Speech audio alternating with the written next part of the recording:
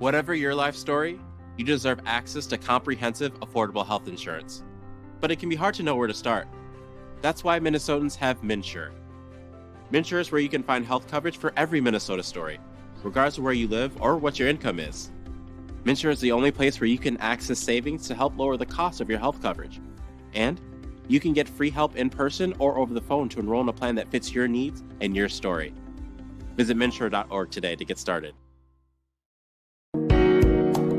Moms and dads, listen. You're not the problem, but you are part of the solution. And this podcast is here to help you reach with your troubled child. Known as the teen whisperer, Jason Clopton counsels young adults and has a proven track record of reaching kids when parents can't. Listen and take notes. This show will help you figure out what's bugging your baby and build a bridge to a better relationship with your kids.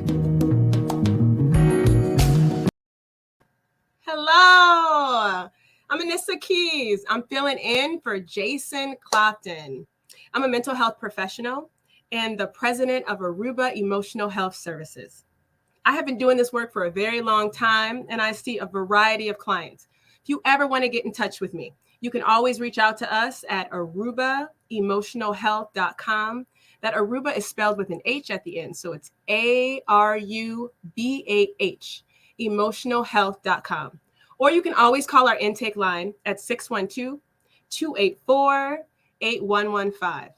I'll also mention that information at the end of the show. We have been talking about suicide awareness. We've been doing a 4-week series, and I will be covering 4 different major topics around suicide. The cries for help was our first week. The risk factors, our second week. That was just last week. So please check out those old videos if you're looking for that information. This week, we are talking about protective factors. I like to call them resiliency factors. And then next week, we'll talk about treating for suicide awareness. So let's jump into it. We want to make sure that you are aware that there are major risks associated with suicide. But there are also protective factors. There are things that are internally a part of us that we get genetically from our parents, and there's external factors that actually decrease the likelihood of a youth committing suicide. What does that mean? That means that we have certain environmental factors that can help to promote the protection of a youth, of a teen, right? It decreases their ability or the likelihood that they're going to reach out to do something that's harmful to themselves because of these internal and external things that are happening around them. That's what we're going to talk about today. I thought it would be really important to mention this amazing study that was done at the University of Minnesota. It was done several years ago, and I couldn't think of the professor's name before I got on today. But she talked about resiliency factors. And the study that she did was with inner city kiddos in Minneapolis, actually. And she studied all the kids on free and reduced lunch. So the assumption is if your kiddo's on free and reduced lunch, you're probably somewhat impoverished, at least for, societal standards. Your threshold of income is below the median threshold of income in this country or this state. And so what she did is she said, let's take all these kiddos and let's see who is functioning well, who is succeeding in school, who is not. And what she found is there was this huge spectrum of variability. It was crazy. All of these impoverished kids, which means, right, if they're coming from impoverished families, they are probably having to deal with things like single family homes or low income homes. They are probably in environmental stressors like high amounts of violence. They're probably in the inner city and may not have transportation. They may not have access to healthcare. They may not have access to enough food to eat, right? And so even though all of these kids were in the same exact situation, they were all in impoverished homes, there were some that were functioning way below grade level, right? Way below grade level. And there were others that were like exceeding some of the kids that were out in the suburbs, right? Like they are, just really doing well. And she said, what is the big deal? Like, why is there such a large span or range? Like, why are some of these kids really struggling, which really makes sense, right? But then there was a large amount of kids that were doing really well. And what she found is that there was some resiliency factors. There were some protective factors that even though these kids were in circumstances and in situations that really was going to put them on a trajectory to failure, because of these protective factors, they actually excelled beyond where they were supposed to be functioning at. I want to talk about those today. Those same protective factors are relevant to suicide. Those same protective factors not only protect your kids and keep your kids at a rate where they will remain alive and do well, but they will actually excel. They will actually go further than even what's expected of them. So let's think about those 4 protective factors, and I want to talk about them today. The first one is effective behavioral health care, right?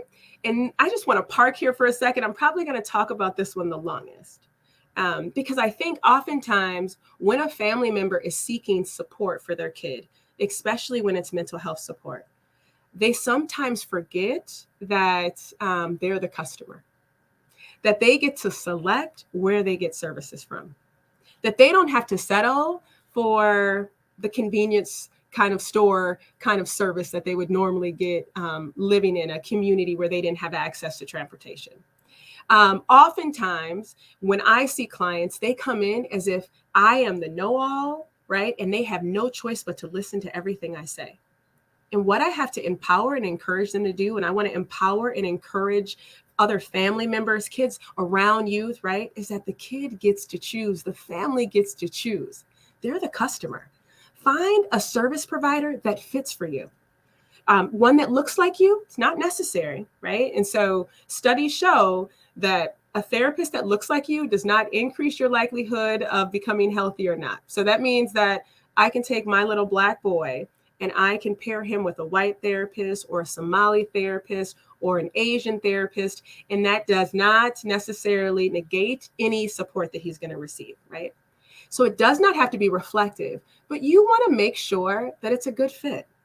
Make sure that they're comfortable. Make sure that their background and their expertise is one that is fitting for you, that hits a standard of that you expect, right? There's licensed clinicians, but there's unlicensed clinicians, right?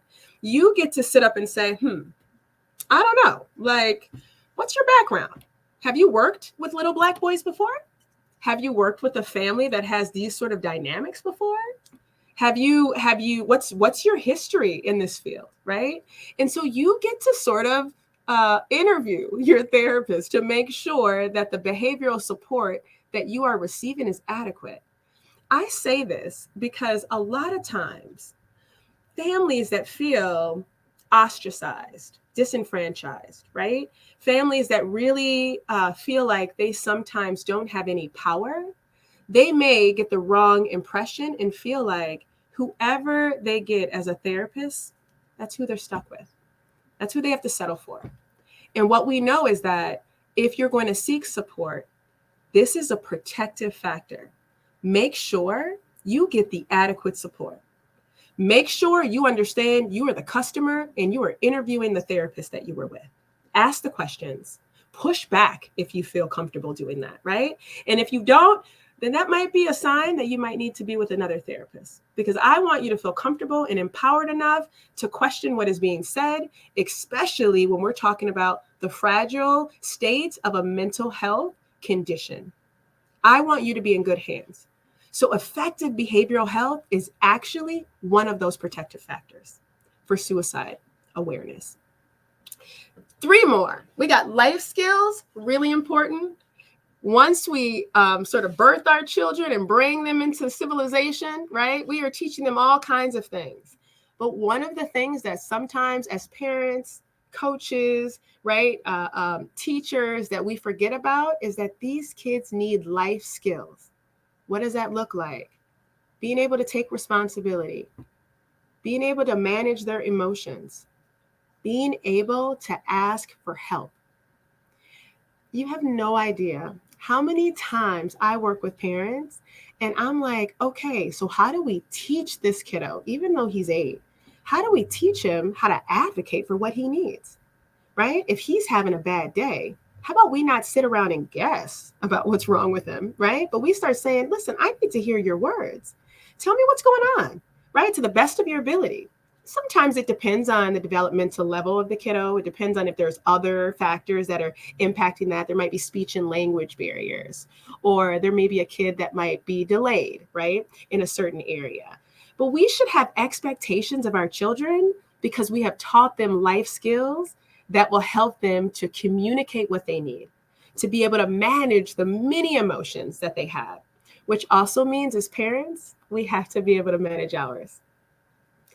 Additionally, we got self-esteem, which is really huge. The sense and the purpose and meaning of life, that's our third protective factor. Being able to understand and know that there is hope for you, feeling like you are loved, feeling like you have the ability to love yourself is another protective factor. And then our last protective factor, cultural and religious or personal beliefs. This is really, really important. Our religious beliefs, our cultural connection to our community informs our values. It gives us information around what's important to us, whether or not our life means something, whether or not our presence on this earth is important. And sometimes if we don't have that, if kiddos are not, if that's not built into their core, or if it's not taught on a regular basis, they're not able to see the value of their life. So there's 4 protective factors, really important. Suicide awareness. It's not that there has to be an end all, right? There's just not risk, and then there's risk, and then there's challenge. There are protective factors that are built into your environment that will help to make sure that a youth will end up being less likely to commit suicide or hurt themselves and being more likely to flourish.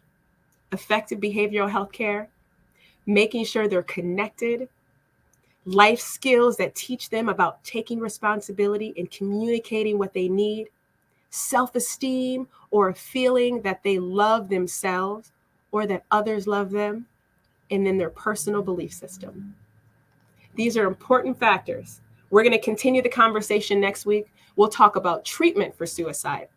Remember, parents, coaches, teachers, other peers, you're not the problem, but you are a part of the solution. Thank you. You've been listening to the Teen Whisperer podcast with Jason Clopton, known to his clients as JC the Counselor. Check back every Tuesday for new episodes wherever you listen to your podcasts. Find out more and connect with Jason at ShalettaMakesMeLaugh.com. It never fails. Every fall, I fall into a funk. Daylight savings time used to have me singing the blues until I found some help at BetterHelp.com. BetterHelp.com. It's an online resource that matches you with your own licensed professional therapist. Listen, ain't no shame in talking to somebody about how you feel. Your mom and your friends are great to talk to when you have problems. They're your go-to. But sometimes you need a professional, and that's where you need to call BetterHelp.com. Sometimes it's the only way to get your happy back. BetterHelp.com offers secure online counseling, either over the phone or via video. Now, it's not a crisis line, but BetterHelp.com has counselors who'll help you with your anger, stress, depression, or anxiety. The good news is that they're more affordable than traditional in-person counseling sessions. But you know what? If your money is funny, don't worry. BetterHelp.com even offers financial aid. Let BetterHelp.com help you get your happy back. Log on today to BetterHelp.com.